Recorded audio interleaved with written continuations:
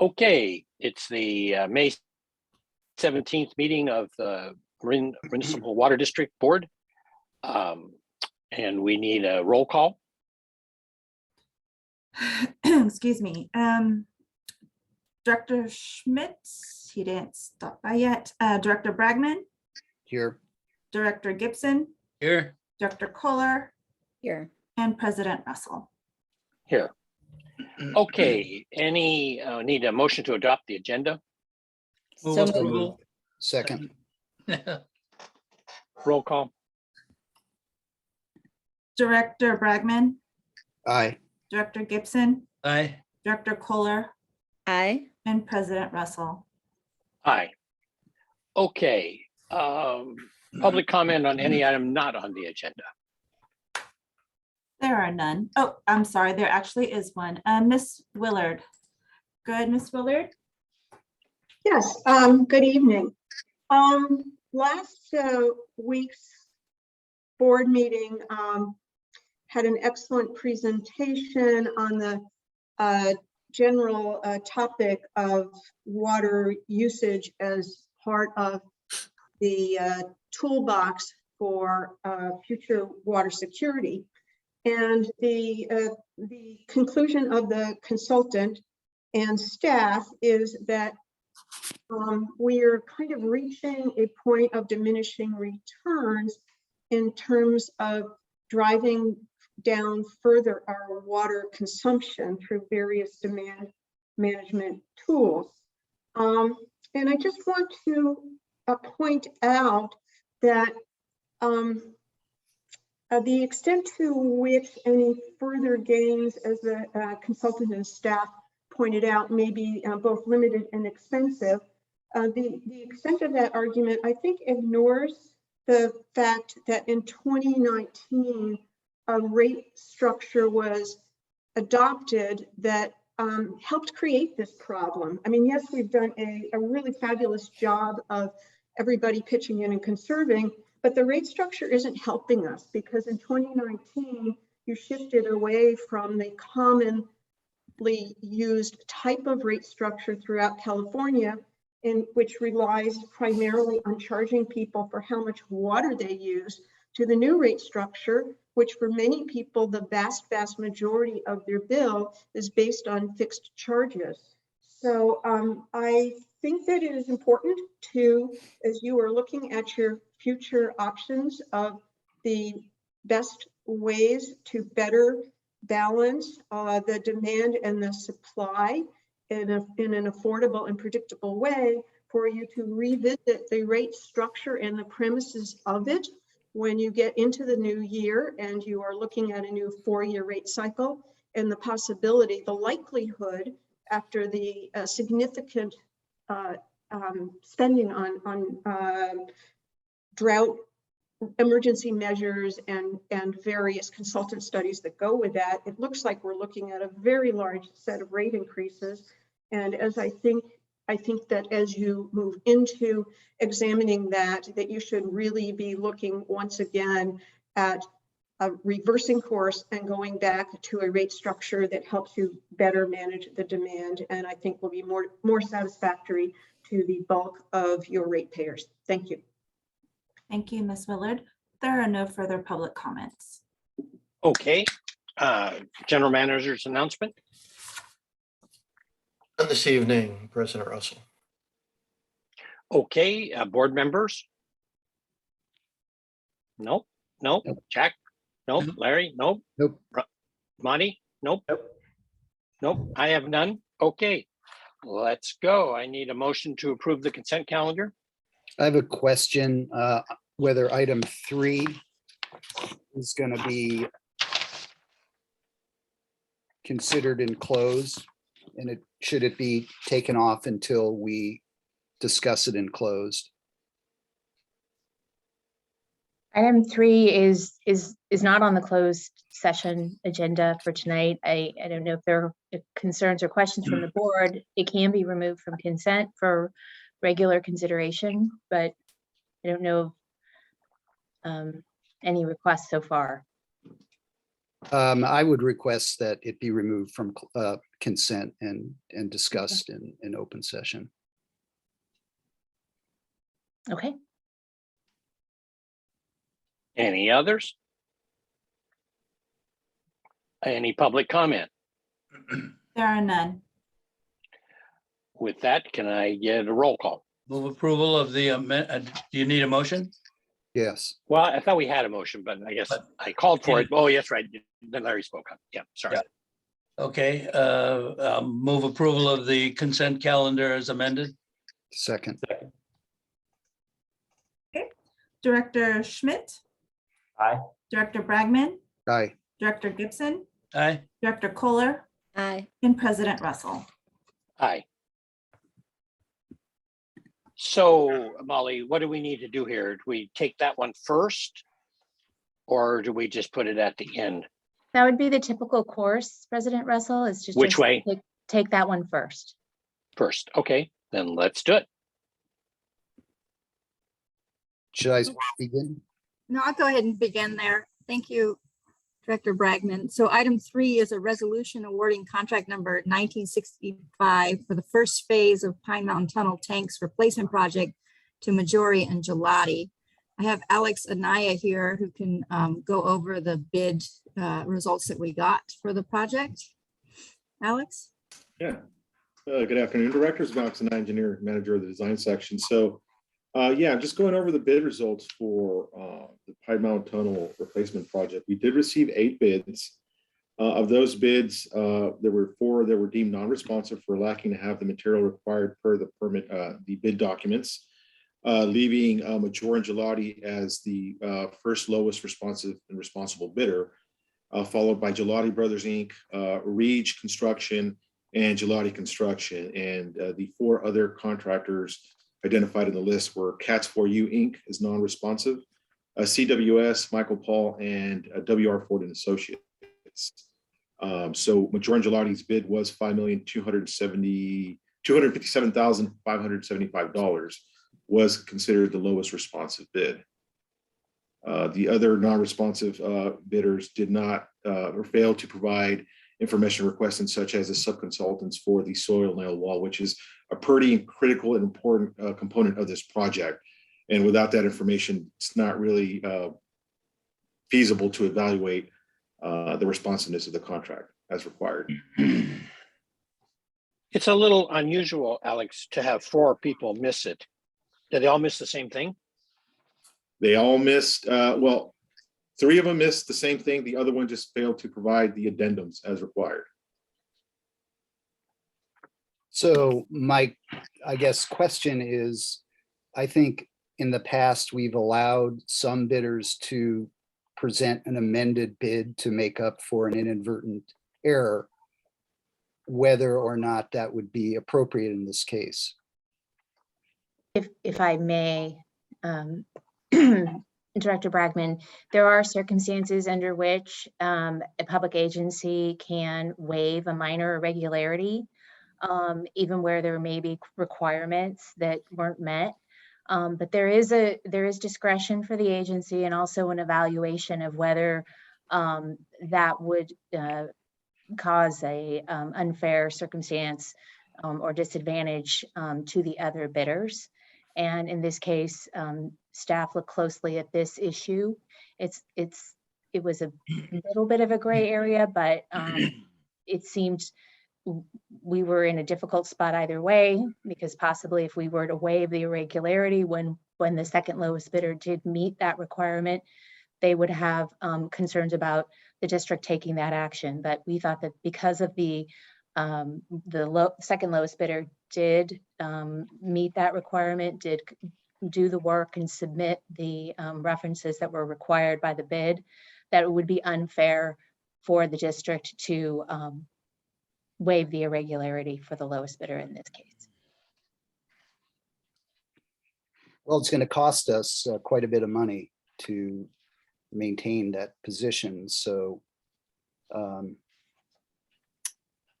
I mean, I think it is professional staff's call, really, as far as the overall evaluation, but it does raise a concern because on other occasions, we've waived irregularities in order to correct an inadvertent error. So, you know, I obviously haven't looked at as many contracts as staff has, and I don't mean to be second guessing. It just seems that in this case, it's costly for both parties, including the district. How much was the lowest bid? The lowest bid was for $4.8 million. So it's about 10% lower. And other than that irregularity, everything else was okay with their bid? Yes. And have they worked for us before? They have doing pipeline projects, correct.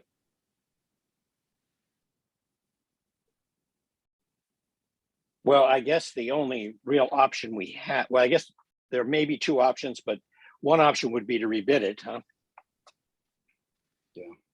Now, we do have a bit of a schedule challenge on rebidding the project in the fact that the soil nail wall design has to be submitted and approved prior to start of construction.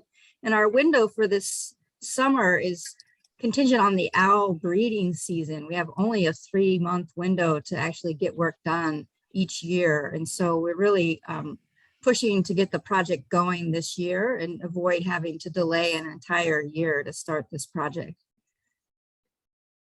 And when does the window start? Typically, we get the clearance for owls around July 1st. If not sooner. Sometimes we get it a little sooner. It depends on where the nests are located. And our consultant Sure. gets us that info. Sure. But there is a known breeding pair in that area. So we believe that it's going to delay start of construction. In any case, Yes. so it's not quite as critical as it might be, huh? I don't know, Larry. I think you have bring an interesting point. Are there any other alternatives, Molly? The board, the district has the right to reject all bids and go out to bid again if there is an interest. It can decide to waive the minor irregularity under the circumstances. That's not the recommendation, but that is something that has been done in different circumstances in the past. And what is the irregularity on that bid? There was failure to submit information regarding the capabilities. soil wall. Yes. Yeah, Okay, this so cut on the hillside is 75 feet in height. And so the soil nail wall is a very important component of the project. So we really needed to get the references on the subcontractor for this bid.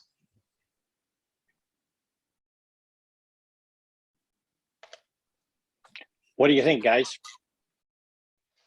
I'm inclined to make a motion relying on the recommendation of staff.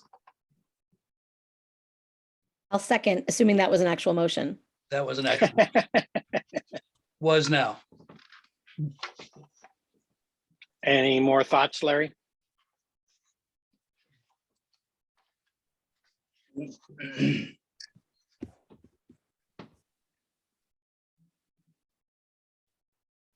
Did you hear me? I don't see him. I think we I don't lost see it. Larry Bradman. I don't either. Well, then we might as well go forward. Make it easy. Okay, let's have a roll call. We do have a public comment on this because the item was okay. pulled. That's cool. Miss Mimi Willard, please. Go ahead, Miss Willard. Yes, and I'm hoping that Director Bragman will rejoin you before you vote, because I think he has brought up an important issue here.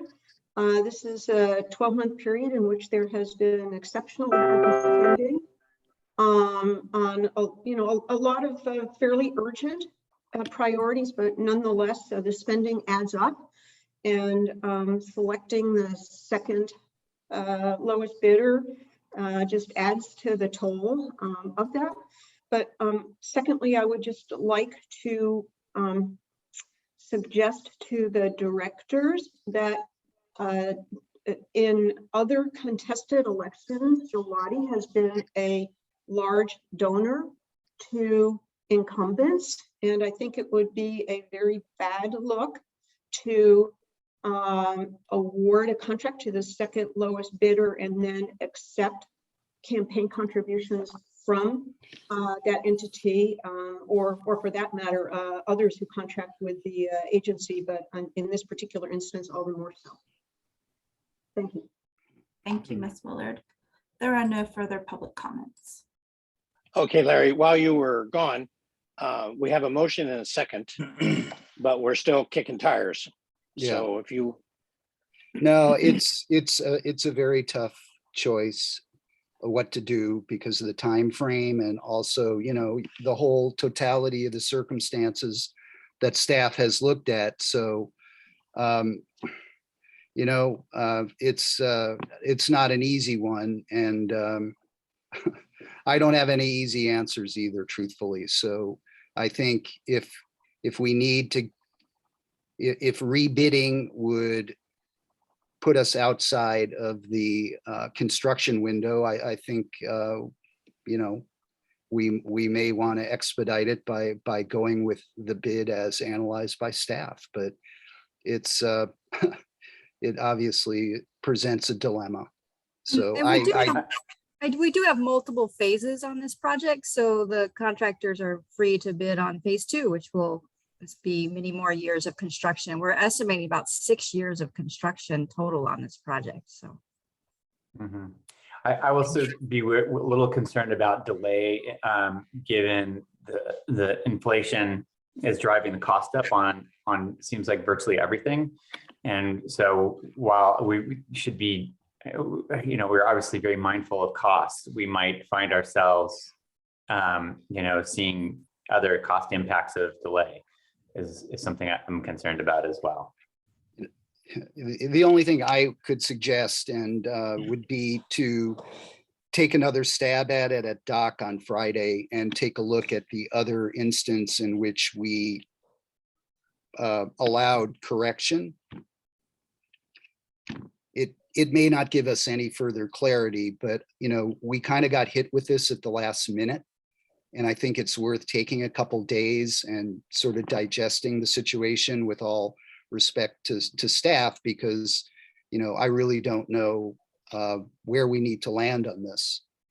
And, but I think all of us would benefit by having a couple days to consider it, because it is sort of an unusual circumstance. I could live with that, assuming Crystal doesn't tell us that even that jams the time frame. yeah, I believe the agenda for operations has already been posted. Yes. yeah, it can be amended. It can be amended.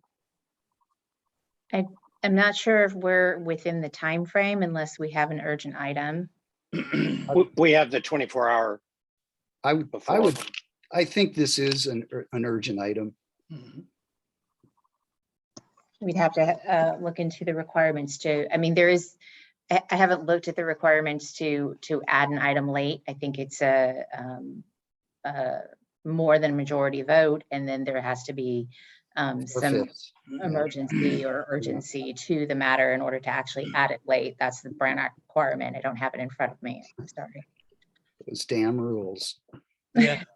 Otherwise, we would be acting on this until the next board meeting on the 7th.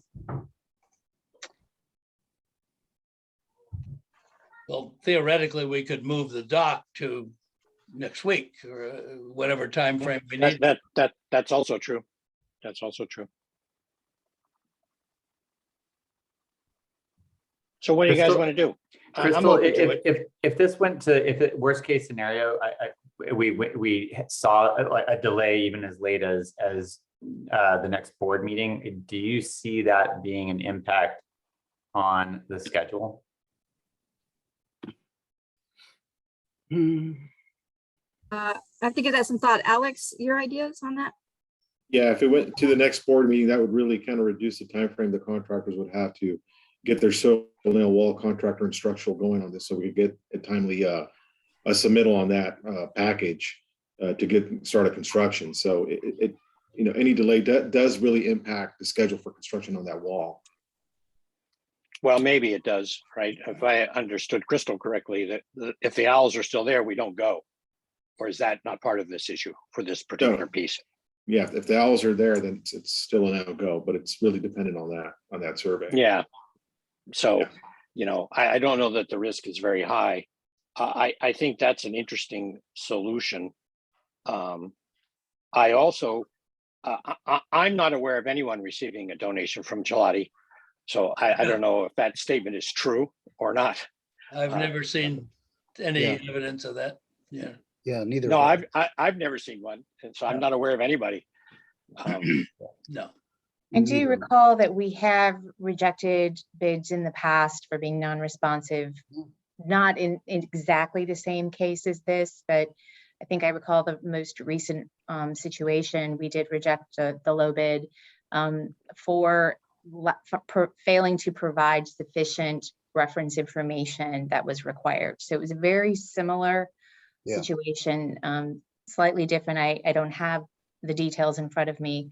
We can bring more information to a future meeting if that's the desire of the board, but I don't think this is quite that far off the mark of prior bid rejections. And that's all fine, but it sounds to me, I as Larry said, you said last minute, I would even say last second. I saw something flash across from you, Molly, from somebody, and I guess the low bidder, I don't know. And it seems to me, you know, we have the issue, is it substantive, first of all, but, you know, it kind of jams things up here. If we don't, because the guy's going to protest, that's obvious to me, which then you have to think about what our rules are on when you get a protest. Now, all this stuff about July 1st is probably out the window because it'd probably take us a month to make that decision. When there is a rejection of bid for non-responsiveness, there are not the same due process rights as there are for situations where the public agency is looking at the capability or responsibility of the bidder. So in this case, I think we can consider the letter that was submitted, their objection, their presentation of their best position. I did review that. I did want the board to have the benefit of that letter, as well as our analysis and response that was provided. And I didn't find that legally compelling to require the district to waive that failure to provide documents as part of the bid. But so you're saying that if they protest, it'll just be denied? Because they still have the right to protest. Certainly, I don't know whether I would consider that letter that was already submitted a protest, but there are not the same level of review. I heard you. Yeah, but it still doesn't stop them from protesting. No, it does not. No. So, and then, like I say, the reason I bring it up is I play in this market a lot, and you know, I know what happens when you start that protest, and I don't know. I have been in a similar situation with missing a document where we were denied the job, and we still protest. So, you know, I mean, it still went the normal course with the state of California, my experience with it. So anyway, I don't know. We do have a special meeting on the 24th That's true too. that we could add it to.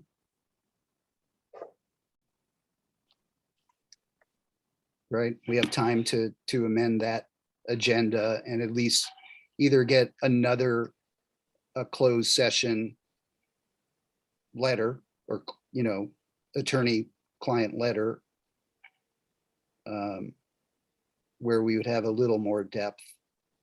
So that would be my suggestion. We put it over to the 24th, maybe have a closed session, but before the 24th, add it to the agenda on that date.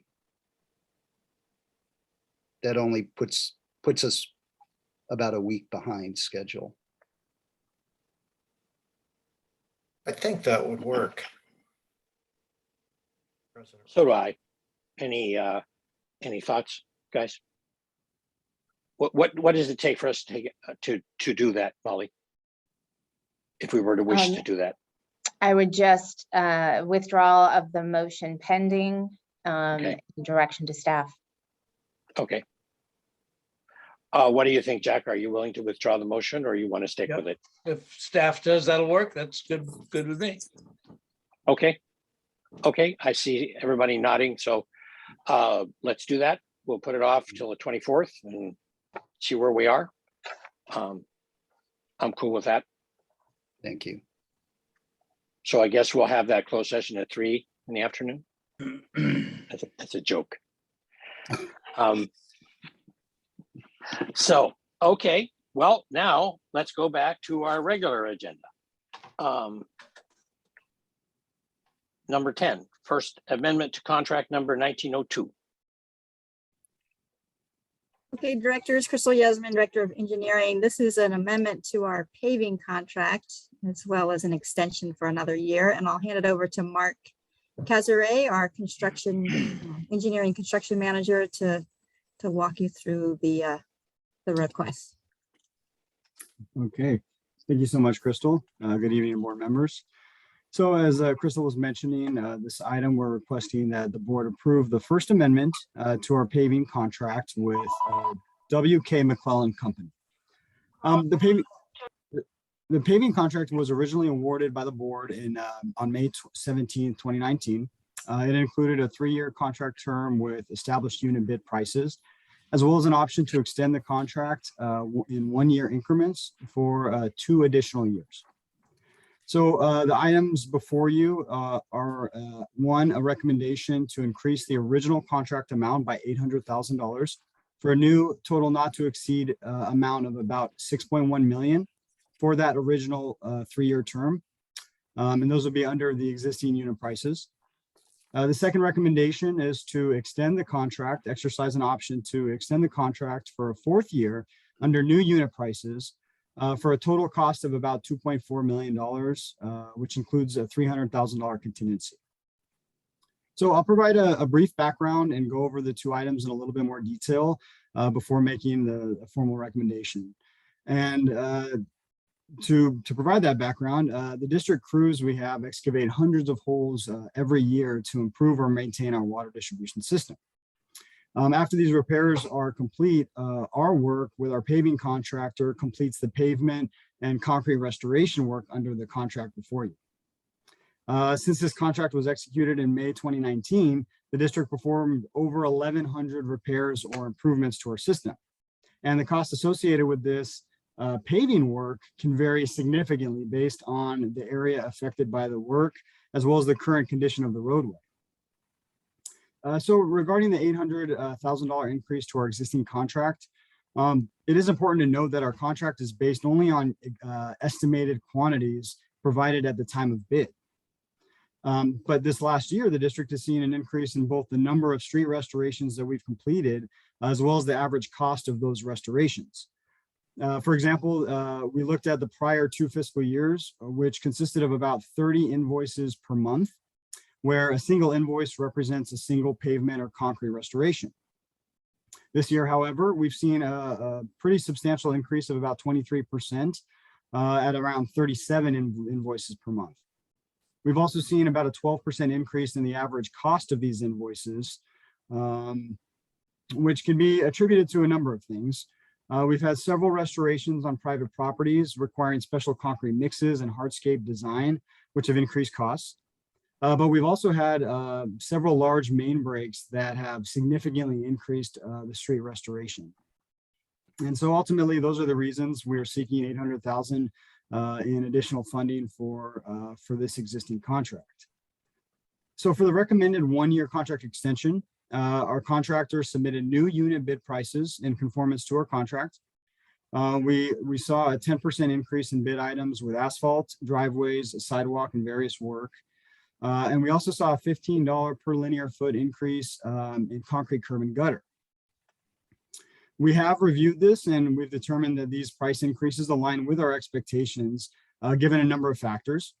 We see stringent Marin County uniform construction standards for paving, which often increase the extent of our paving surfaces due to the existing roadway conditions, for example, which are largely outside of the district's control. We're also seeing more stringent city and county permit requirements, as well as traffic control requirements, increases in prices of crude oil and concrete and cement prices, and other inflationary costs. So moving on to the fiscal impact now, we did analyze the increase in $800,000 and identified approximately $500,000 in our existing budgets. The remaining $300,000 will be paid through operational reserves. And for the next fiscal year, we have the need of $2.4 million for our contract and currently have 1.9 allocated to our operational construction budget, which is a delta of about $500,000. To identify where the remaining funds would be needed, we actually looked at the prior 2 fiscal years and found that about 85% of that work was attributed directly to operational work, to the operational budget. The remaining 15% of that work was related to capital and reimbursable projects, which come from different funds. And so we estimate that for the next fiscal year, approximately $240,000 will come from capital funds and about $120,000 from our reimbursable budget. So we estimate about $140,000 needed for the next fiscal year coming from our reserves. And yeah, so with that, I recommend, or the staff recommend that we increase the original 3-year contract amount by $800,000 for a new total not to exceed amount of $6,104,040.50 under existing unit prices. We also recommend that the board exercise the option to extend the contract for a 4th year ending June 30, 2023, under new unit prices for an additional $2.1 million and approve a $300,000 contingency for a total not to exceed fee in fiscal year 2023 of $2,423,064.25. And with that, we'll be happy to answer any questions you may have. Thank you, Mark. Excellent presentation. Any questions from the board? No. Okay. Any public comment? Yes, Mr. Jack Kenny. Go ahead, Mr. Kenny.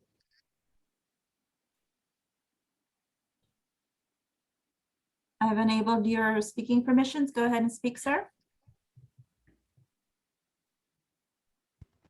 Do you hear me? Yes. Loud and clear. Where do I go to apply for running for the board position in District 2 this November? We're happy to help you with that, but it's not the right time for that question. We'll have someone get back to you. Would that be okay? Fine. Sure. There are no further speakers. Okay. Let's move on to item. Let's have a motion. Move approval. Second. Roll call. Director Schmidt, Aye. Director Bragman. Aye. Director Gibson, Aye. Director Kohler, Aye. and President Russell. Aye. Thank you. Okay, item 11, resolution amending contract number 1966 with West Coast Pipelines. Hi, good evening, directors. I'm Alex and engineering manager of the design section. This evening, I'm presenting the amendment to contract 1966 with West Coast Pipelines to increase the pipe quantities. District staff had issued a notice of inviting bids November 12th of 2021 for pipe order ranging from 4 to 24 inch in welded steel pipe.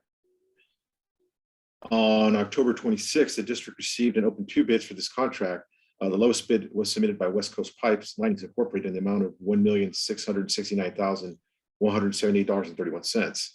At the time of the contract award, the district did decide to omit the 24-inch pipe order from this contract and adjusted the amount to $1,458,507.17 to reflect this change in the order. This change in contract amount was within the district's authority to change per the district's contract special provisions, section 1.1 of the scope of contract. However, the project requiring that emitted 24-inch pipe is nearing completion of design and is tentatively scheduled to advertise in June and July of this year. So staff is recommending that the board authorize the general manager to amend the contract with West Coast Pipelining to increase the pipe quantities and reinstate the 1,080 feet of 24-inch welded steel pipe in the amount of $210,671.14, bringing the total contract amount back to the original bid amount of $1,669,178.31, and to also extend the contract completion date to June 30th to account for the addition of the 24-inch pipe fabrication and delivery. So at this time, I'll take any questions.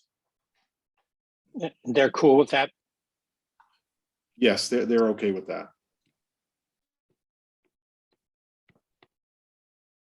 Okay, any board comment? So No? is this Okay, an Larry. amendment? Is this an amendment to a bid? It was the original contract To that was a already contract. awarded. I see. Okay. So can I get a motion? Any public comment? There are none. I'd move approval. Second. Roll call? Director Schmidt. Aye. Director Bragman. Aye. Director Gibson. Aye. Director Kohler. Aye. And President Russell. Aye. Okay, thank you all. Number 12, wild season preparation update. Wildfire season, sorry. No worries. Good evening, Director Sean Horn, Watershed Resources Manager. I'm going to present this item to you tonight. This is an update on progress the district has made in preparing for wildfire season, and also a report out on progress that we've made completing some of the hazard reduction actions that we identified in our wildfire resiliency study, which we presented to the board in February of 2021. So with that, I'm going to bring up a presentation that we've got for you this evening.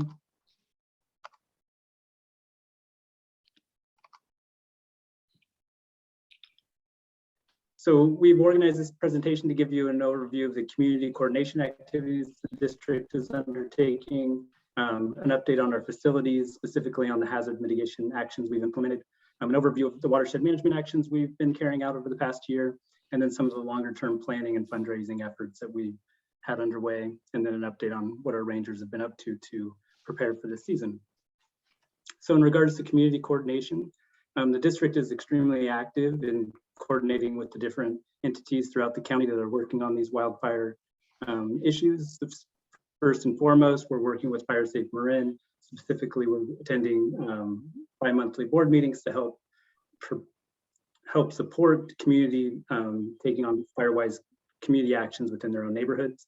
And then we're also participating in the advisory technical committee for the Marin Wildfire Prevention Authority. We're helping to provide technical expertise in guiding the vegetation work that's happening broader throughout the county under that initiative. We're also participating in the One Tam Forest Health Strategy. This is something that we received funding for from the Coastal Conservancy. And we've been working on this for over 2 years, building off of the veg map that the district and other land management agencies invested in, which is giving us a really robust data set to help us understand where we can carry out forest restoration and multi-benefit projects to reduce wildfire risk. And then we're also working with the One Tam agencies on a new initiative, which is called the Resource Advisory Training. And this is something that is embedded within state parks and national parks, where you train staff who have expertise in biology or cultural resources to be on the front lines of wildfire response to help guide operations, tactically making decisions of how to protect the resources that are on the mountain before you go in with the dozers. You know, for example, you cut a line, you try to avoid some of the resources you know about. So have 3 staff who have gone through this resource advisory training and are working with the One Tam partners to bring together a whole data set to help guide potential operations in the case of an emergency. Our engineering group is participating in the fire chiefs meeting to help prioritize their fire flow projects. Watershed staff are participating in the Marin Conservation League's Fire and Environmental Working Group, as well as their Open Parks Committee, where we present kind of informational items relating to the watershed and the activities that we're implementing. We've also been participating in the Ecological Sound Practices Partnership, which is a coalition of agencies that are helping to bring best management practices forward to inform vegetation management practices throughout the county. We are set up to participate in Fire Safe Marin's Ember Stomp event on May 28th. And then we've hosted a number of watershed visits with stakeholders who are interested in learning more about the vegetation management work that we're doing on the watershed. More recently, we've developed this poster, this sign that'll go out on the watershed where we're implementing forest restoration work to help educate our community around why we're doing the work and the benefit of the work. So with that, I'm going to hand the presentation over to our Director of Operations to talk through facilities. Yeah, thank you, Sean. Good evening, directors. Darren Machado, Operations Director. So on these next couple of slides, I'll briefly talk about some capital improvement projects, as well as the district's ongoing maintenance activities to prepare for this wildfire season. And really, these first two projects will improve our overall emergency preparedness if we were to lose PG&E power to our administrative building or Sandronimo treatment plant. So the first project we'll look at is the installation of a permanent generator at Sandronimo treatment plant.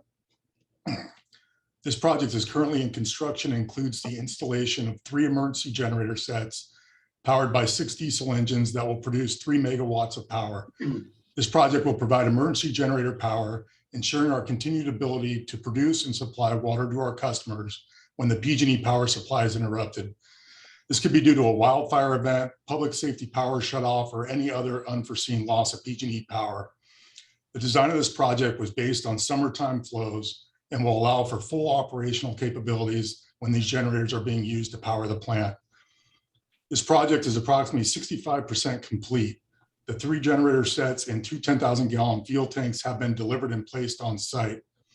The generators should be operable in manual mode by June 30th, and completion of the project is anticipated in September. The next project we'll take a look at is the design and installation of a new manual transfer switch to allow for emergency generator power at the Marin Water Administration Building.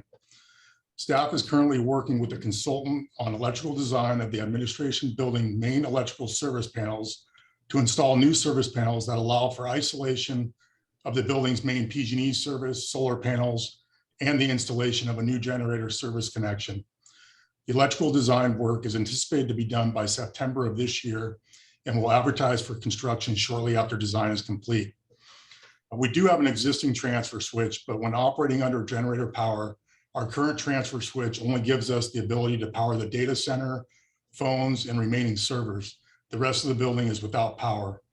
So once this project is complete, we will have the ability to safely power the entire administration building during PG&E power outages using a mobile generator. Next project is the Sandronimo treatment plant roof replacement and wildfire hardening. So the existing membrane roof at the treatment plant is approximately 20 years old and leaks. The roof is estimated at 10,100 square feet. Design work for this project is scheduled to begin in July of this year, where different replacement options will be evaluated, as well as life cycle cost analysis. The roofing material options that will be evaluated include membrane, metal roof, or a hybrid roof with a custom fire suppression system. Design work is anticipated to be complete by April of 2023 and will be advertised and awarded for a summer 2023 construction window. The next item here is the generator mobilization and operations preparation. So in 2019, in preparation for public safety power shutoffs, we developed a generator plan to keep our water system operational without the availability of PG&E power. So we update that plan each year. And last year we purchased an additional 14 mobile generators that we've incorporated into our plan if we were to experience a wildfire event or other event that impacted our PG&E power service to our facilities. And since we based that original plan on a county-wide outage, depending on the situation or the emergency, we would scale our plan or scale our response accordingly. And in that plan, we handled it a couple different ways. We would position generators and park them at predetermined sites, and we would move portable generators around from pump station to pump station. We'd connect, pump up, do some pumping, pump up that tank, and then move on to the next tank site. So we do have a plan in place. And it's usually a combination of staging generators at predetermined pump stations, as well as towing generators from site to site. In addition, we receive notification. When we receive notification of a red flag event, we will adjust our set points for our pumps throughout the distribution system, keeping our tanks topped off throughout the entire event. And then one additional note, as we talk about fire season and emergency preparedness, the district's EOC team members will be meeting to review procedures and preparations for the upcoming wildfire season. Okay, next slide, please, Sean. Okay, this is facilities vegetation management. So we perform vegetation management work at our facilities on a regular basis. We're looking for erosion. We consider erosion, screening, views, and of course, defensible space. We have a certified arborist who routinely assesses trees at our sites to identify potential hazards or safety concerns, as well as work that needs to be done to maintain or improve defensible space. So we do that throughout the year, and then towards the end of March and into April, we really focus our resources on fine fuels management work. And we have about 196 sites to maintain. So far, and if you're following along in the staff report, these numbers may be a little different that you're seeing in the presentation as we updated the slide earlier today. But so far, we've got 35 sites that have received true pruning to elevate canopy, reduce fuels, and remove hazardous trees. And we're planning to complete 5 additional sites by the end of June. 60 sites, primarily pump station and tank sites, received broom management and other ladder field management work. And we're planning to complete the remaining 15 sites by the end of June. And then we've completed 65 sites that have received defensible space work targeting fine fuels. And this is primarily tall grasses and weeds. And we're planning to complete between 130 to 135 additional sites by the end of June. And currently we're averaging about 25 sites a week. And one thing to note on some of these sites, just depending on if we receive late rains, we may have to go back to some sites a second time to address additional or regrowth of the fine fuels. So we continue to evaluate our sites, even though they've already been completed once. So yeah, this next slide are just 2 pictures giving a photo representation of the sites we're maintaining, and primarily with a focus on fine fuel management. The picture on the left is our Fairview Park tank in Mill Valley, before and after. And then the picture on the right is our Hawthorne Hills tank site in San Anselmo. And that site also shows some of the work that's being done. And that particular site, Hawthorne Hills, is about 1 acre, just to give you an idea. And with that, I will pass it back over to Sean. Thanks, Darren. And I think it's a lot of work to note that 190 of these sites are being maintained on an annual basis, significant effort. So moving back up to the watershed, we're going to give an update of what we've been implementing under the Biodiversity, Fires, and Fuels Integrated Plan.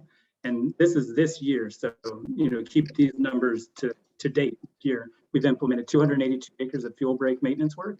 And just be really specific here, that's maintenance work. That's not new fuel breaks. Those are maintaining the fuel breaks that we've already constructed over the years.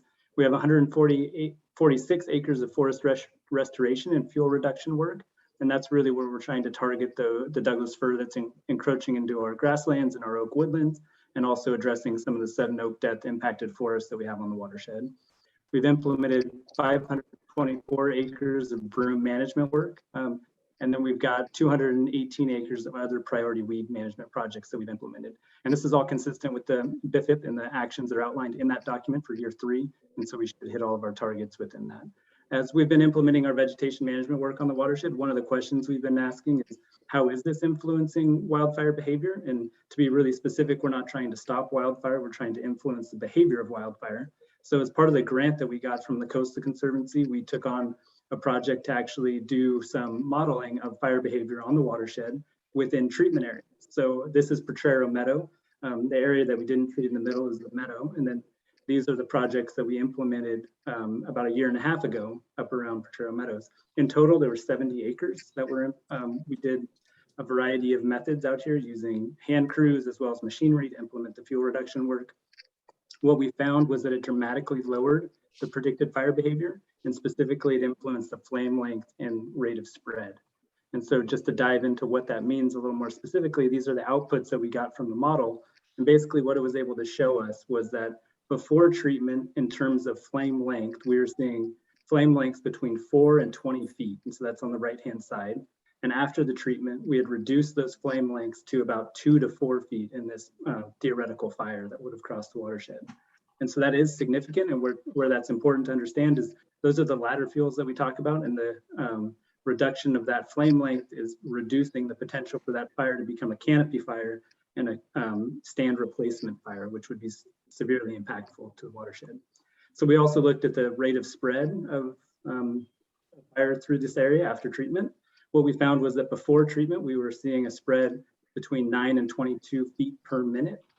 After treatment, we had that down to 1 to 4 feet per minute. And so that's significant in terms of if you're trying to make a stand against a fire, you actually have a chance to influence that and try to stop the fire. So this is important work that we've been doing, and we're looking at scaling this up to all of our vegetation management work that we've completed over the last 3 to 4 years under the BIFIP in this next fiscal year. And we'll bring back a more detailed report at the next watershed committee on this item. Now, as we treat forest and we do these forest restoration projects, we understand that we're going to have to maintain these sites. And so one of the strategies we're looking at for long-term maintenance is the reintroduction of prescribed fire. And so we've been doing planning throughout the watershed to tee up some potential future projects. We've been working with a consultant who's a burn boss to develop these prescribed plans. We've been coordinating with Marin County Fire, who would be the lead implementing entity on these types of projects. And then more recently, we've been coordinating with our partners from the Federated Indians, Great and Rancheria, to consult regarding cultural resources and protective measures that we can put in place to avoid having an impact on those resources on the watershed.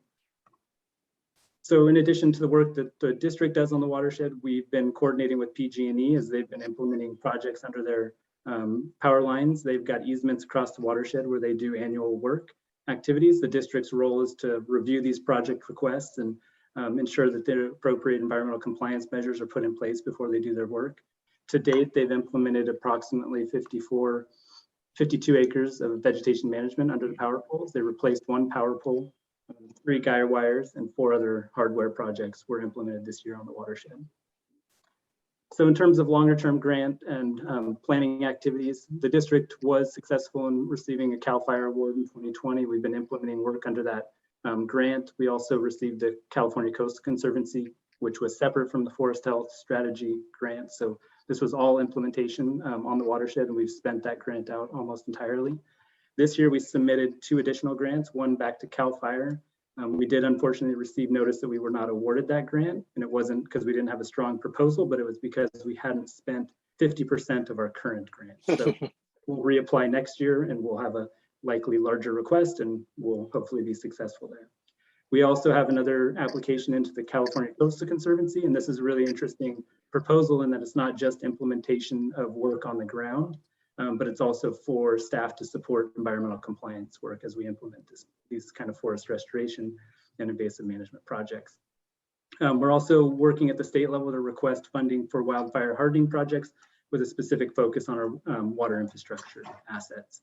And the map to the right, I'll just note, this is all work that we've implemented over the past 2 years on the watershed and what we're planning on doing in the next 2 to 3 years. And then importantly, we've completed the FEMA Hazard Mitigation Plan, which is an important document to allow the district to access funds in the state of an emergency, and also looking to prioritize future capital improvement projects, which we'll be reviewing at future board meetings.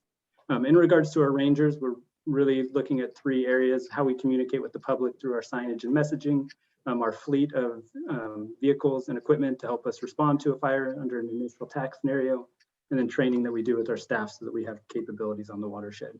Last year, we installed red flag warning signs throughout the watershed to heighten our visitors' awareness of the conditions on the ground and the day that they're visiting. And then this year, we've put out these emergency alert signs on major entrances where people can snap a photo of this QR code and get signed up for Nixle. The significance of that is it allows our chief ranger to communicate with the sheriff's department and push NICSL alerts out to the watershed in the case of an emergency with directions on how to evacuate if needed. And then as we enter into wildfire season, we'll be working on our website and social media messaging around how to be prepared. In regards to our asset or equipment capabilities on the watershed, this is just a rundown of what we have. The two notable things for this year is that we did replace one of our Ranger trucks, the Type 7, and that was because it had come to the end of its useful life, so that's been replaced. And then we were also fortunate to be able to buy a used Type 3 Wildland fire engine from County Fire. So we replaced our aging Type 3 with the newer one, which is a great improvement to our capabilities on the watershed. And important to note that all of our capabilities are really designed to allow us to support initial attack, and we rely on County Fire to be the kind of primary responder since we are in the state responsibility area. In terms of training, we have about 16 staff who are trained, red carded staff, to respond to a wildfire on the watershed.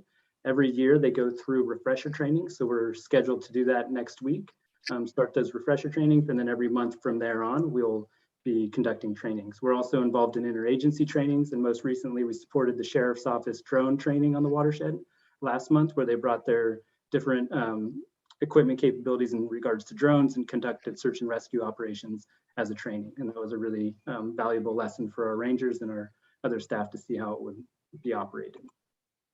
And then last slide for you all tonight, in regards to our wildfire season operations, we're preparing the emergency operations center so that we can mobilize in the needed case of an emergency. We've also been coordinating with County Fire, and we'll continue to, specifically around fire weather monitoring and red flag closures, where we'll close watershed to vehicle traffic. As Darren mentioned, we'll be operating our temporary generator operations. So if there's any shutdowns, we can continue to maintain service. We've also been in communication with MWPA about future project coordinations and larger grant funding collaboration efforts that we might be able to leverage each other's support for. And then also managing our fire signage on the watershed and our messaging with our visitors. And we're probably going to be scaling up our community outreach efforts in regards and getting to some of our stakeholders as we're kind of relaxing COVID requirements to get them out in the field and visiting the watershed with us. And then if you'd like to visit us, we'll be at the Ember Stomp event May 28th. It's at the Marin Center Fairgrounds, 11 to 5. So with that, we'll take any questions that you have. Sorry for the long. I'd just like to say, Sean and Darren, that was one of the most comforting reports that I've experienced. In particular, in Darren, the major thing that I noted when I joined the board in 2004 was the lack of emergency generators, especially at Sandronimo. I am so thrilled that that problem has been fixed and that the community has accepted it and realized the value of having 3 megawatts generation power there. You know, PG&E, I think we need to thank them for pushing us along, because I think they did with the PSPS things. But all in all, Sean, you're managing it in extremely well. And I really feel good about where we are. Yeah, I 100% agree. It's it radiates professionalism.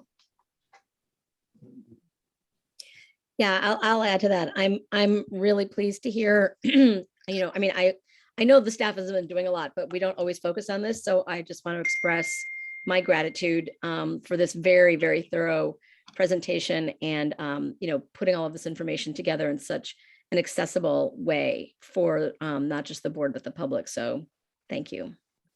Yeah, of course. And I'll just note that one point that we left out, that the wildfire resiliency study that the district did has actually gained a lot of traction within other public agencies. And we've been contacted by quite a few who are trying to repeat the same study that we've completed now. And so we've kind of become a model for how to set this up for the long term. That's great, I got Sean. a couple questions. Go ahead, Monty, go ahead. No, I mean, I was just going to reiterate, you know, I mean, being able to see the model data of the impact of our actual work is really, you know, it's very it's hard to sometimes explain this to people who don't understand wildfire prevention, and to be able to see modeled impacts of the benefits of our fire fuel reduction and what that really means in terms of flame height and rate of spread. These are things that really matter, and it's great to be able to show that. And it's great that we have created something that is a model that we're sharing information. That's a great contribution to a really challenging issue, not only for us, but elsewhere in the state. So great work for our district. Really appreciate it. Yeah, and I think as far as the annual review goes, very impressive as far as the numbers are concerned. My question, and also I wanted to mention the bilingual sign, which I noticed the QR code has a QR for Spanish speakers, which is something we've talked about, which I'm glad you caught on the QR code. So definitely appreciated. But my question is about PG&E. I know they did some pole replacement last year. Do we know how many poles they've replaced and how many of the legacy poles remain? So in total, they have 369 poles on the watershed. And then I think there's 60 of the larger transmission poles.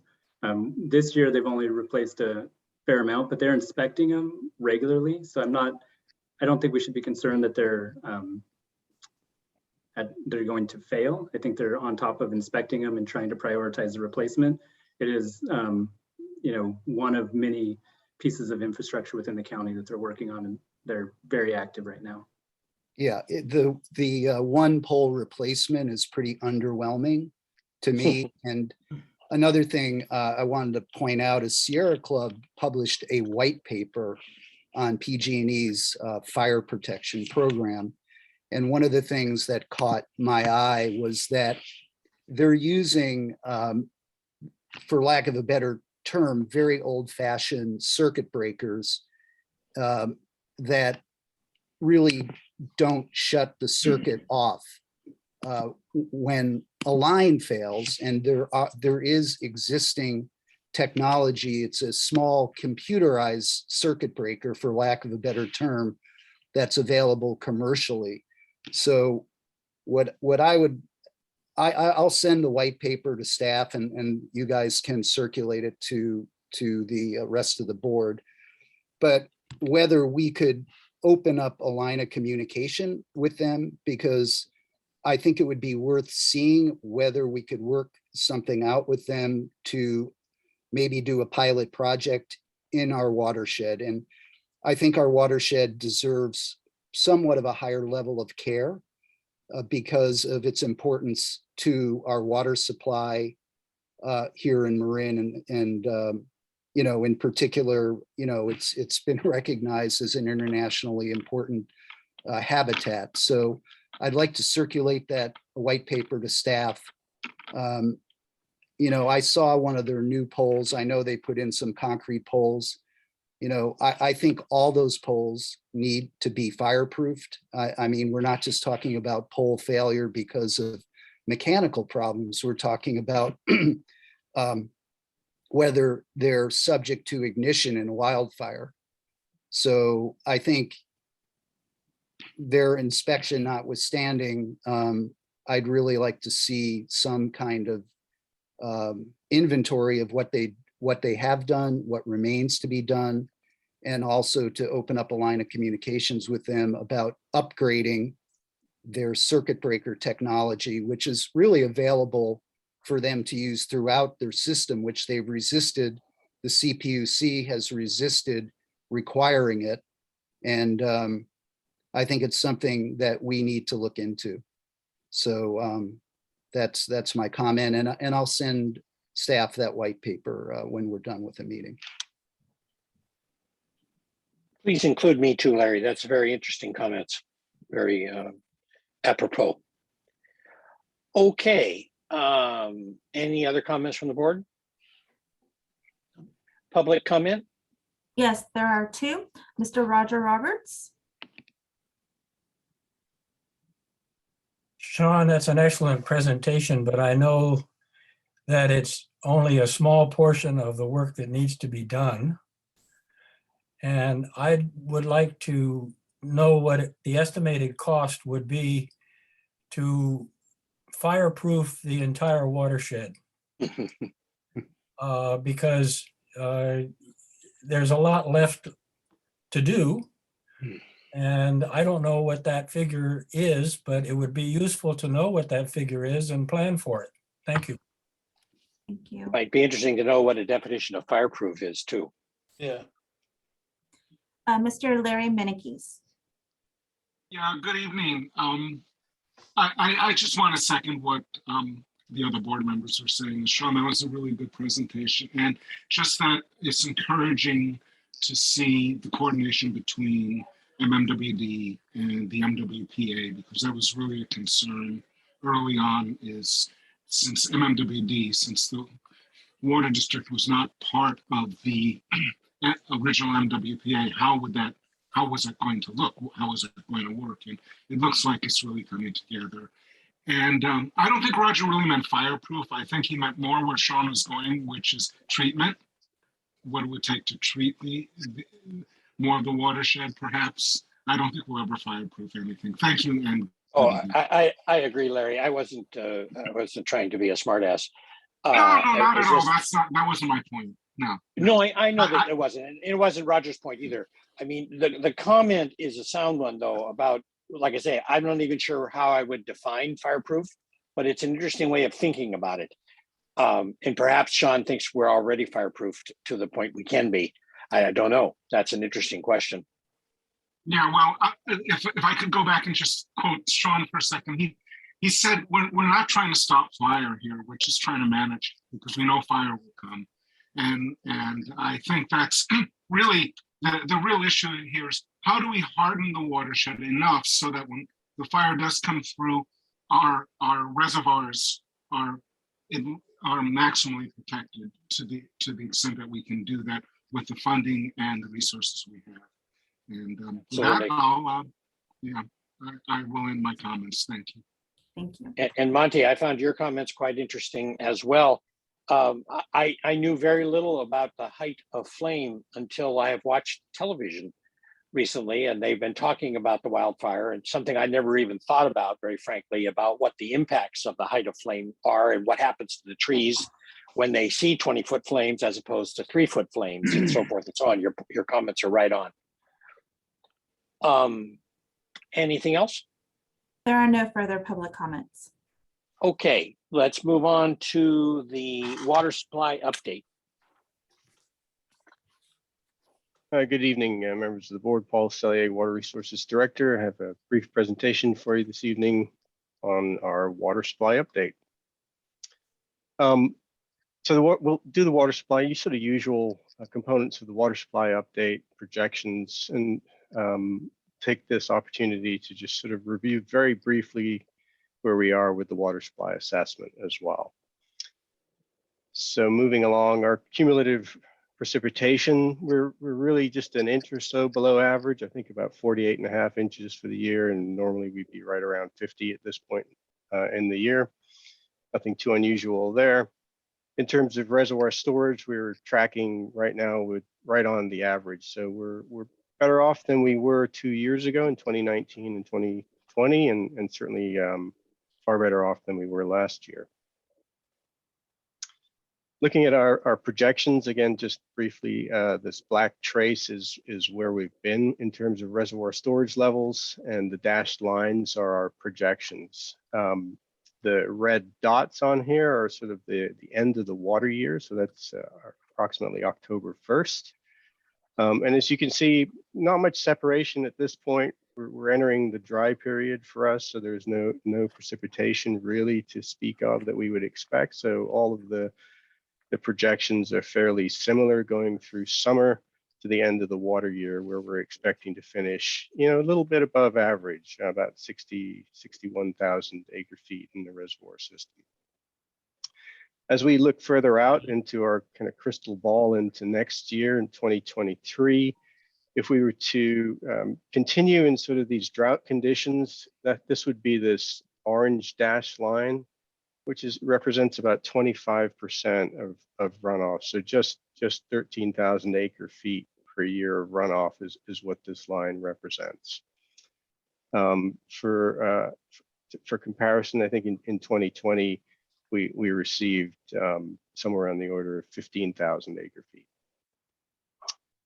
So projections. You might indicate, call it normal is 80,000, or give or take. Yeah, the normal reservoir average runoff is about 55,000 acre feet per year. Yeah, one of the, we're not going to see much separation in the projections through September of this year. So these projections are pretty good. And obviously, as we move out in time, a great deal of uncertainty as to exactly what's going to occur in terms of the hydrology. Oops. So switching tacks at this point to the water supply assessment, just we've had two board working sessions, one in April and the other in May. The April was sort of a broad project overview with a number of details, just sort of high level details on each of the main project elements. And of course, in May, more recently, we had demand management focused session. And as we look forward to planning our scenarios, it seems clear that we wouldn't want to use a drought demand, and we wouldn't want to just sort of single out a single year prior to drought. So we're thinking, the team's thinking about this as a 5-year average between 2016 and 2020. As sort of an initial demand starting point for scenarios. And that number for demand would be around 24,733 acre feet. So right around the 25,000 acre feet. That demand number is, of course, doesn't include these regional housing need assessment population increase that we'll need to factor in. And staff are doing that now. So we will include that additional demand in our resiliency modeling efforts. And as we discussed at the last session with the board, we're continuing to develop levels of conservation that the board can sort of employ as specific actions or projects. And we're thinking about these in terms of a low, a medium, and a high in terms of conservation. And at the last meeting, we talked largely about the low and the medium, and we're still working on all of these numbers, but in particular, we're sort of focusing on the high at this point. We talked about both indoor and outdoor water savings, and combining them, you have these approximate totals here. Recognizing, these are very specific numbers, but they're kind of ranges, I would say, that are around these numbers. So we may see as we look further into the details using planning spreadsheets that can get into some real focused numbers. This may change and may go up to 150 acre feet, but I don't think they're going to be dramatically different in terms of being able to support conservation levels for planning studies. I would note that while these numbers do sort of seem somewhat low, as we consider them over 10 years, there's a reduction to the annual demand, of course, that occurs. And at the low end, it would be 530 acre feet. That's no longer part of our annual demand. At the high end, about 1,260 acre feet. So this is about 5% of our annual demand currently. But importantly, over that 10-year period of time, we'll have saved in this range of water and cumulative savings, with almost 3,000 acre feet at the low end to nearly 7,000 acre feet of water at the high end. And as we think about those numbers in terms of a cumulative average over 10 years, that's nearly 300 acre feet per year in savings, and at the high end, almost 700 acre feet per year. So I'm not sure that came across at the last session, so I wanted to bring it up here. We also heard expressed some interest in a couple of areas of that are generally attached to conservation planning. One was rainwater harvesting. This is also, I would say, akin to, we call it rainwater harvesting, but it's also stormwater harvesting, just kind of at a very local level. And this slide just attempts to give us an idea of how we would go about quantifying what that is. And at sort of an average house, 2,500 square foot roof profile, you would expect to get somewhere around 1,500 gallons of water coming off of that roof in a 1-inch rainfall event, assuming 100% of that could be collected. So then thinking about how much water, on average we use outside for irrigation, we saw at the last working session the use of some very specific end use data that showed us that a household per day usage during July of last year. So this is just a snapshot, but it's probably a little bit low given that it was July of 2021 data. So 144 gallons per household per day. And if we irrigated every day across the summer, it would be about 26,000 gallons. So thinking about what that looks like in terms of storage around a house, it would be an absurd number of rain barrels, 500 rain barrels. Nobody would think about doing that, but just to give us an idea of what that looks like. In terms of a cistern, it would be somewhere on the order of, this is just sort of nominal dimensions, 20 by 20 by 10. Or if you're thinking of an above ground tank, something with a 20-foot diameter, 10 feet tall. So I wanted to look and just sort of understand, and this is just we're just dipping our toe in here tonight.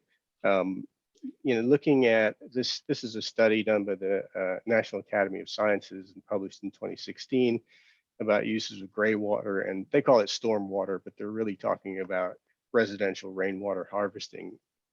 And one of the things that sort of noted about rainwater harvesting in this study is that, the volume and timing of rainfall is really important for the effectiveness of rainwater harvesting.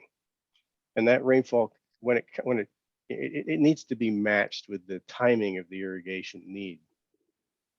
In the study, they looked at sort of two areas, Los Angeles and Lincoln, Nebraska, to try to quantify what sort of impact in producing potable water usage would be.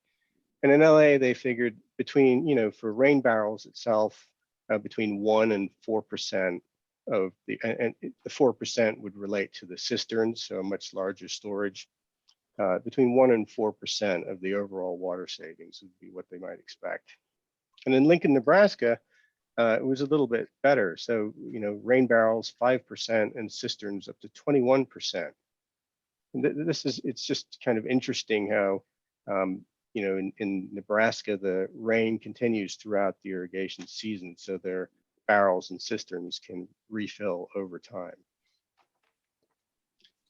So our experience here at Marin Water with rainwater harvesting is we have a rebate program of about 50 cents per gallon, up to a limit of $1,000. And since January of 2020, we've had about 93 rebates issued for an average system size of about 770 gallons, total volume of about 1/4 of an acre foot. So it does seem that rainwater harvesting, it's important for customers who feel like they can do something very locally, but it's definitely more successful in areas where the timing of rainfall events kind of matches the irrigation needs, like the East Coast, for example. In the longer dry season areas like the West Coast, where we've got maybe 6 months or so of dry season, larger cisterns, of course, have the potential to help, but they're costly. And they'd be challenging to fit in many yards, but it's undeniable that the volume of water that's falling on roofs, if there's a way to capture it, it really can provide some benefit for us. Moving then to gray water. Gray water is really, it's any water that's really not from a kitchen sink or from the toilet. So bathroom sinks, showers, tubs, and washing machines. And there are a couple of regulations that are important around gray water. One is that it needs to be distributed subsurface to landscape. The other is that you can't store it for more than 24 hours unless it's very highly treated to other standards. And there are, of course, a range of gray water systems from very simple, laundry to landscape type systems to very complex whole house, gray water recycling systems. Again, I was looking around at studies and found a good case study of, it's a very small study, 3 houses they looked at in some great detail over a number of years in Fremantle, Australia. Fremantle, if you're not familiar, has a Mediterranean climate, so it's fairly similar to ours, except of course all their rain occurs right when we're dry, and of course all our rain is supposed to happen when they're wet. Anyway, these were whole house direct diversion systems, so they're what we would call complex systems. They collect shower water, not just the simple laundry to landscape systems. And they found that these systems have a potential to reduce sort of irrigation by 33 to as much as 59%. So really a significant source of water. The study also found, though, that the payback period for these gray water systems really it exceeded their expected lifespan. So they didn't financially pay back the operators of the system in a monetary sense. And the study also noted that it was somewhat remarkable that there was this relatively low uptake of gray water in Western Australia, where they have permanent irrigation restrictions, and just 3% of the households have gray water systems. So it's a bit, a little bit strange when you consider this sort of water supply conditions in Western Australia. Our experience, we've had a laundry to landscape program here, and 11 workshops over the last 2 years. It's really well attended, but 32 kits in that time have been issued. So we're seeing sort of a similar sort of, I don't know if it's a lack of interest or maybe people are installing these by themselves without using our kits, but there do seem to be some barriers to gray water, and in particular to the expanded use of gray water in this country. One of which is regulations, the other of which of course is cost. And all of these systems, even laundry to landscape systems, do require system maintenance, and they are somewhat complex to operate. So tremendous potential, potentially complex, and we've got a little bit more work to do at the staff level to try to understand and figure out if there are ways and things that we can do to sort of break down these barriers to gray water usage. And then just noting that were we eventually so successful in gray water recovery and use on site, that these flows that would normally go to a wastewater plant can result obviously in less water that's available for recycling, and of course moving the solids to the wastewater plants. I think we're a long way from that, and that would, I think, maybe be a good problem for us to have. So in terms of the water supply assessment, the project status, the team are continuing work in preparation for the May 24th board working session, where we'll be talking about drought scenarios and the baseline scenario. So we have that to look forward to. And then on June 14th, so that date may change, the working session will be looking at the different alternatives in some detail. And of course, those alternatives don't all revolve around demand management, even though some people think they do. There's a number of other options that the team are looking at, and we'll be bringing information for the board around recycled water, Marin Sonoma winter water options, local storage expansions, desalination, and other interties. Our schedule then, we'll be having a couple public workshops that we had committed to early on in the process. We want to continue with those, and they'll largely be used to sort of review the board working sessions, so the public has an opportunity to communicate directly with the project team and ask questions. June 7th and July June 2nd and July 7th for those two public workshops. And maybe there'll be another one still to come after that. In terms of board working sessions, May 24th, of course, and then June 14th, 28th, and so on. You can see the rest of the schedule here, tentative. So in summary then, we're continuing our work on the strategic water supply assessment. Our storage projections indicate we'll be slightly above, average storage levels for this, for the end of the water year. Yet our messaging to our customers is to continue to use water wisely in the short term, and we're pursuing through the water supply assessment our long-term water supply resiliency. And that's the end of the presentation this evening. Cool, thank you.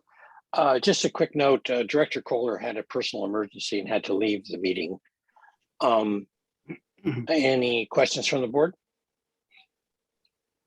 I just, a couple comments. Good presentation. We do require gray water systems for new construction. So I think it almost requires how to rethink where the architect puts utilities, because in my experience, our experience, the best system is the simplest system. We have a simple laundry to landscape. It does maybe half of our front yard area. It's very simple because it's a gravity system, but you have to relate your utilities. You have to have enough height on your utilities so you can just have that flow to your irrigated areas. Very simple. There's no sprinklers, there's no drip. It's just really a saturation type of system through a simple pipe. So I know people are intimidated by it, but it's actually really just a gravity flow system in its simplest form. The more complex ones, I do think are, we're a few years away from adopting those.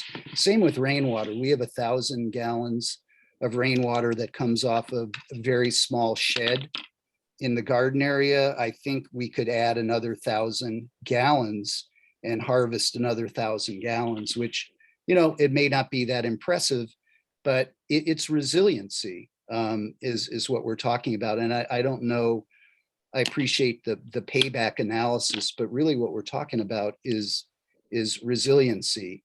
So even though the operator, the owner may not get payback within the lifespan of the project, the community is going to benefit by increased resilience because our system, our community system, our public water system will be less taxed. So I think it does call for some shift in how we look at the benefit of some of these home projects, which, I think we should really be encouraging, and I know we are. And I think, the concept of rebates is not Orwellian, as some commenters have characterized it. It's really giving people a choice of how to spend their money, how to invest their money. I think that's a good thing, to give people more choice and to invest in the community and community resilience. And I'm really proud of the programs we've done and the success we've had. And I just want to encourage us all to have some long-term faith in the direction that we're going. I think it's important to recognize too that the payback period, of course, is a function of the cost of water in part. So, it's as that number keeps going up, that payback period's getting shorter unless the escalation of the price of the gray water system exceeds the escalation of the price of water. Yeah, I echo that. And also that I think to the point that, if we were to continue with the idea of resiliency, I think is a really important one that could be hard to understand, but in the sense that, if we continue to have extreme dry years, our limitations, our need to focus on water for human consumption will prioritize over water for our landscape. We have to make that. Hopefully we don't have to make those choices, but we ask people to reduce their outside water use in order to make sure that we do have water for indoor human health and safety. Having ways to meet our outside water demand with gray water systems and rainwater capture helps us build that kind of resiliency. And also for people who want to have landscaping outside that's not interrupted in terms of restrictions, this is a way to make that happen. So I think that there's more to it than just, a payback period, of 20 years. I think we need to see it in more ways. I also just want to really commend Paul, and for those who are pulling together this information, the analysis that you did is really helpful for folks. And I'm hoping that we're making sure that we're making this stuff really easily available on our website so that people who really want to understand, the strength of these tools and the challenges of these tools to be educated and be able to make their own decisions about how to invest their time and energy to be more water resilient. This is really great information that I just want to make sure we're continuing to make really easily available to folks, because I think people will come back to it again and again. People will get questions about this kind of stuff, and I hope that we can quickly point them to where they can find these answers. Yeah, and one other thing which I forgot to mention was that with this report, you're bringing in information from other communities, other districts, which I really do appreciate. It's something I brought up at our last meeting, and I think it's really valuable just to really expand our horizons. So I do really appreciate that effort that obviously you made in putting this together. So I appreciate it and thank you for it. As I was trained at Berkeley, little steps for little feet. Yeah. That's the key to it, and a lot of little steps. Okay, any other board comments? Public comment? Yes, there are two. Paul Mann, then Ed Jameson. Mr. Mann.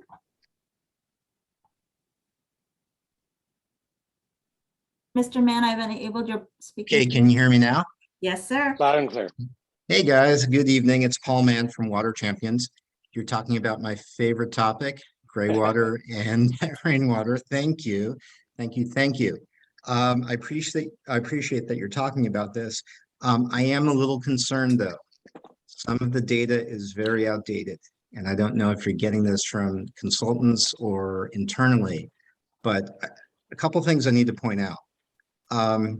First of all, rainwater tanks can collect water all year long, and there's new tech that you need to be aware of.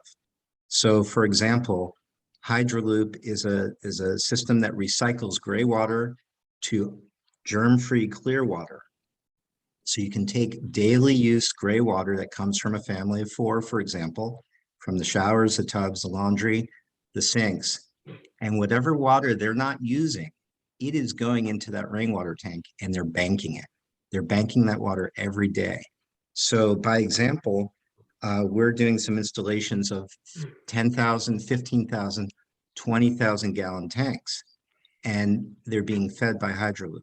So in the winter, they're getting water, and then they're also getting it year round.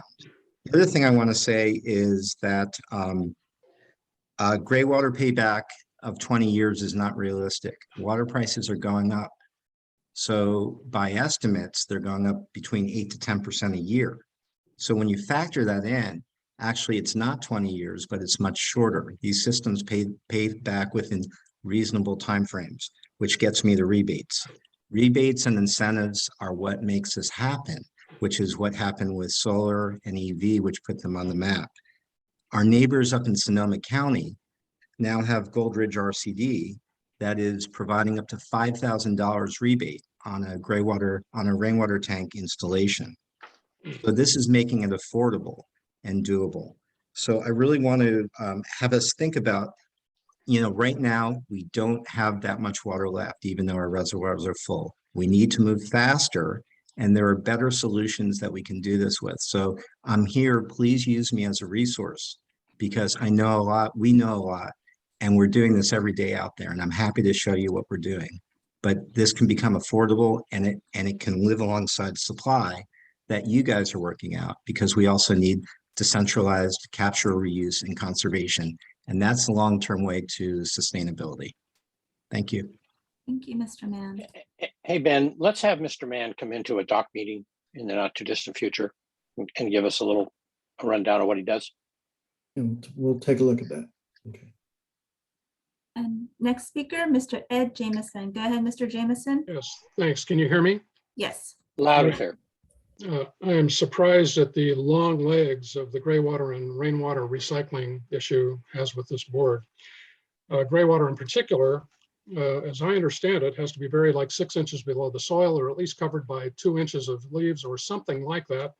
And at least one of the reasons is that gray water includes fecal matter from showers and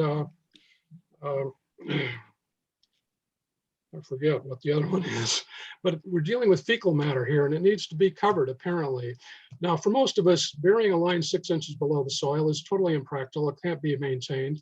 And most of us are not going to do that. And we need to run pipes all over the place. Most of us don't have areas to do that. It is not a practical solution. And as for holding rainwater, I mean, President Russell has repeatedly said he's looked at spending up to $100,000 to build a cistern. That is totally impractical. And we're not in the Northeast where they have rains throughout the year to store water. We live out here with 6 months of drought, no water to store from May 1 to November 1, virtually zero for 6 months. It's just not a solution that's applicable to here. And I don't understand why this concept continues to get legs with this board. It's just not applicable here. Thank you. Thank you. There are no further speakers. Okay. Our last item is future meetings. Good evening. So just wanted to inform the board that we will have 4 more meetings left in the month of May. The Operations Committee is this Friday. Then next week we have the 3 remaining ones, which will have the Strategic Supply Water Assessment Working Session 3. Then we'll have the Communications and Water Efficiency Committee special meeting also next Wednesday because it was scheduled tomorrow, but we moved it to the 25th. And thankfully all of you can make it, or most of you.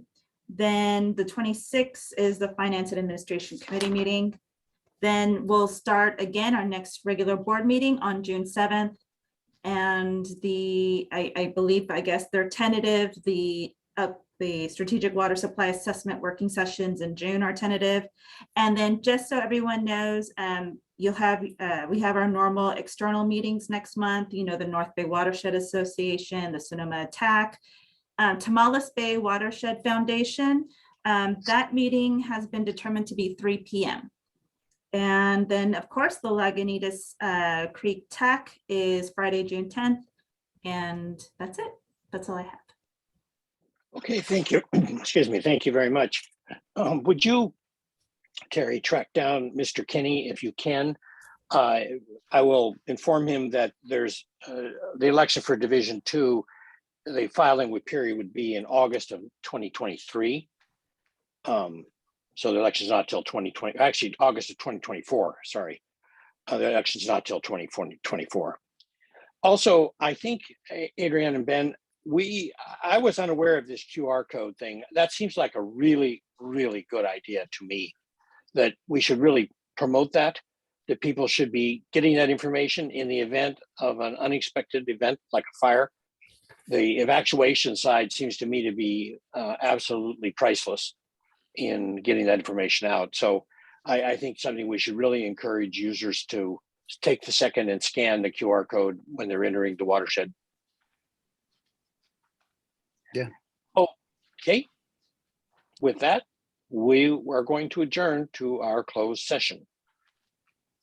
Do we have any, Terry, do we have any public comment on the closed session? There are none. Okay, thank you. So if the public comment at this time, because the board is going into closed session, if you can please remove yourselves by leaving the meeting, and we will make sure if you don't leave the meeting And if we would have to boot you out, and then if we boot you out, you won't be able to rejoin the meeting. So please remove yourselves from the meeting. And as soon as the closed session is up and running, after that, you guys can join the meeting again. Okay, thanks a lot. Thank you. Thanks. Are you gonna pause the recording, Terry? Yes. Yes, no. Okay, Yeah. great. The closed session adjourned at 9:45. There was direction to staff and no reportable action. Okey-doke. Okay, thank y'all. All right. Have a good night, folks. Good night. Good night. And I like this timing much better for myself, I'll tell you. Uh, It made I my was- life calm this afternoon.